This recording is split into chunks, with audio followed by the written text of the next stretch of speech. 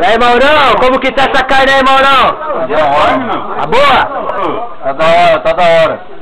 Barão, vou pegar cervejinha geladora, hein? Nossa, hein?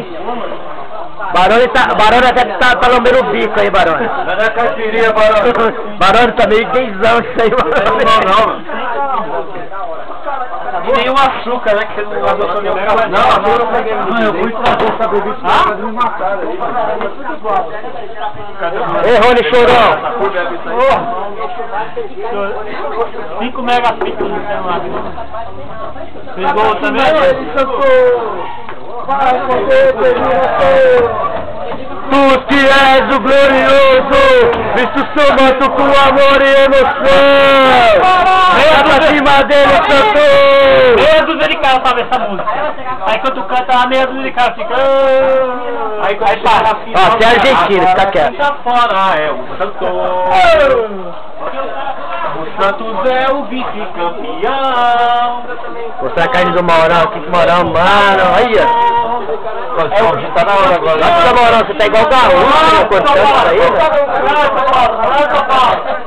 A tricolor, time de viado.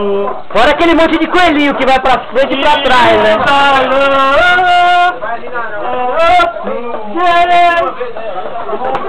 E o gol, Cuca! E o gol, Cuca!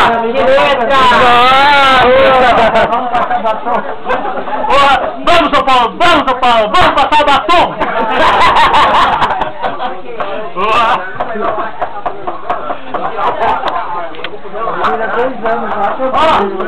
Aí. Filma aqui, ó. Aí, Frango.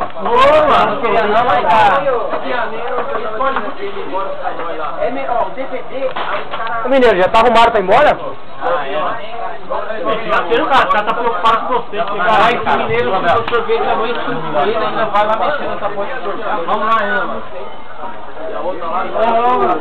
Vai pra lá mesmo? Estacionamento, calma aí. Time me adianta! Cidade! Você quer que legal mineiro? O mineiro não xinga ninguém. Ninguém xinga. E aí, Otão? Mas você xinga. Vou meter mais 15 gols agora que vem. Nossa! Então você já começa mal. Vai da lua aqui, da lua. Fica mais nítido, mais bonito que a gente conversando. Ih, mano, que é isso aí? Qual que vai ser o resultado hoje, David? Que é isso aí, Cris?